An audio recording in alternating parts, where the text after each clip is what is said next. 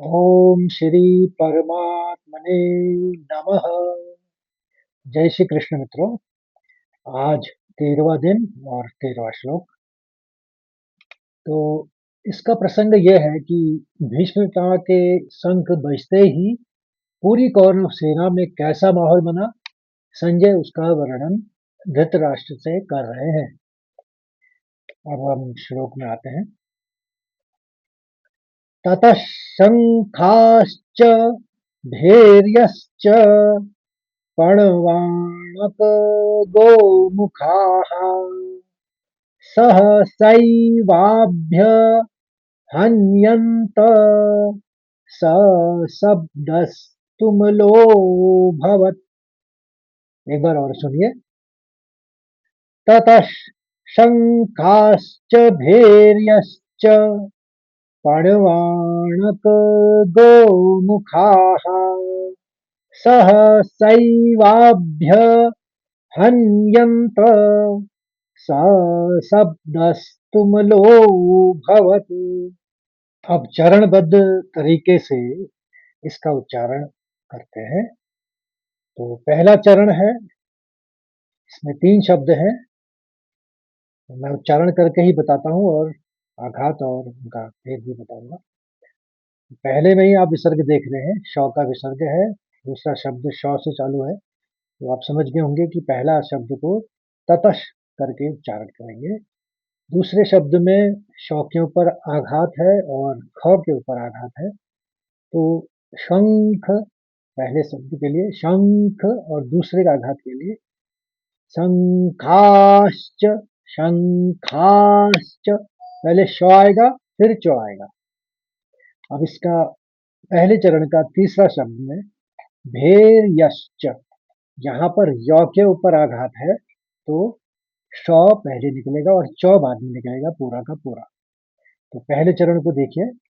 ततः शंखाश्च भैर्यश्च। अब दूसरे चरण को देखते हैं। यहाँ पर केवल एक विसर्ग है, तो आप विसर्ग का उच्चारण समझ गए। इस शब्द का उच्चारण समझते हैं। अण पूरा बोलना है, तो पणवाणक गोमुखाः। दूसरा चरण सिंपल सा इतना सा है, पणवाणक गोमुखाः। अब तीसरे चरण में आते हैं। एक ही शब्द है यहाँ भी, तो पहले शब्द को देखिए। इसमें व के ऊपर आघात है, ह के ऊपर आघात है और य के ऊपर आघात है। अब आघात का आप समझ गए हैं। दूसरे वाले को मुझे पहले आघात को ही समझाना बहुत जरूरी है। तो आपने देखा व के ऊपर आघात है और उसके आगे का शब्द है आधा ब, भ। तो इसका जो आघात निकलेगा वो निकलेगा ब। ये एक नियम है। प, फ, ब, भ, म। तो भ या ब होगा तो उसके लिए केवल ब का ही आघात निकलेगा। तो इस शब्द को हम ऐसे पढ़ेंगे। सह, सह हमने पूरा पढ़ा। सैव, समय की मात्रा है। फिर वा के संग ब का आघात निकलेगा, तो हम यहाँ पर पढ़ेंगे सह सैवाभ्य। वाब पर हमने पढ़ा। फिर भय, भय वाभ्य हन। ह के सब आघात है तो दो नौ का साउंड आएगा, दो नौ आएंगे। हन, फिर य में भी दो नौ हल्के से सुना उच्चारित होंगे, तो खाली गूंजती हुई आएगी आवाज। फिर से समझिए। सह सैवाभ्यन्यन्त, सहसैवाभ्यहन्यन्त। फिर से सुनिए। सहसैवाभ्यहन्यन्त।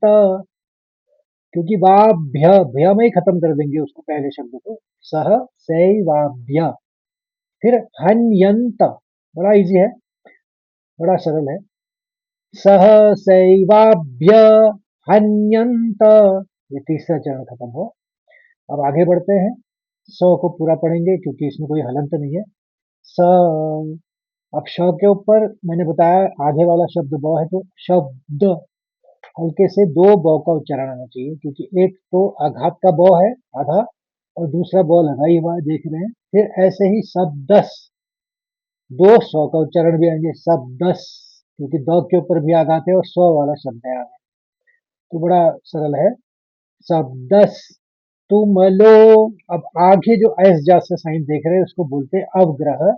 मैंने पहले भी बताया था, इसको खींचना पड़ता है जरा लंबा, जैसे शब्दस तुम लो। तुम लो तो ऊ की मात्रा है लेकिन उसको ज्यादा खींचेंगे। तुम लो भवत।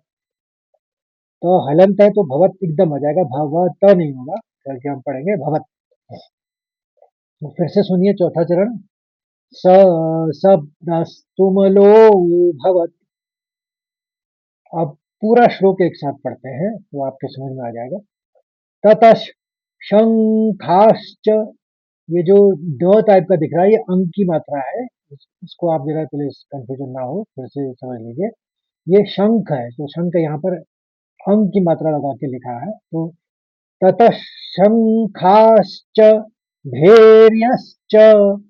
च में खत्म किया मैंने। ततः शंखाश्च भैर्यश्च पणवाणक गोमुखाः सहसैवाभ्यहन्यन्त सशब्दस्तुमलोऽभवत्। इस श्लोक के शब्दार्थ और भावार्थ दोनों को समझते हैं। तो पहला शब्द है ततः। वो श तो हम विसर्ज के लिए यूज करते हैं तो इसलिए शब्द तो तत ही है। यानी तत् का मतलब हुआ उसके बाद, यानी भीष्म पितामह के शंखनाद के तुरंत बाद। शंखा यानी बहुत से शंख। च और भैर्य मैंने नगाड़े को भेड़ कहा जाता है, भैर्य। और पणव, पणवानक यानी ढोल और मृदंग। पणव मैंने ढोल हुआ और आनक मैंने मृदंग हुआ। गोमुखा, ये नरसिंगे, ये जो सिंह की आकृति वाले वाद्य यंत्र होते हैं उन्हें हम नरसिंगे या गोमुखा कहते हैं संस्कृत में। सहसा, ये आप जानते हैं अचानक एक साथ। एव ही, अभहन्यंतः, एक साथ बज उठे। अभ अभ्यहन्यंतः। अभ्य वैसे तो शब्द हुआ अभ्यहन्यंतः, यानी एक साथ बजना। सह मैंने वह, शब्द सामूहिक शोर, तुमल अत्यंत भयंकर कान फोड़ देने वाला तुमल, और अभवत हो गया। तो हिंदी के सरल शब्दों में इसका अर्थ हुआ उसके तुरंत बाद बहुत से शंख, नगाड़े, ढोल, मृदंग और नरसिंघे एक साथ बज उठे।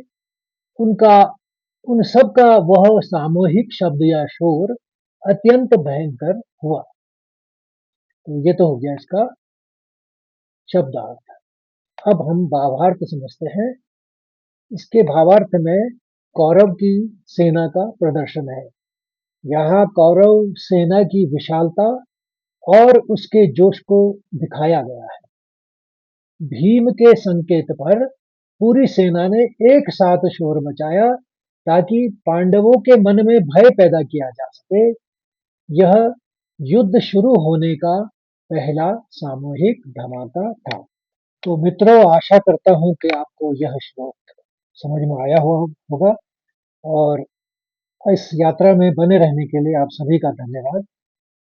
हम इस तरह से जुड़े रहेंगे तभी हम इस यात्रा को पूर्ण करेंगे।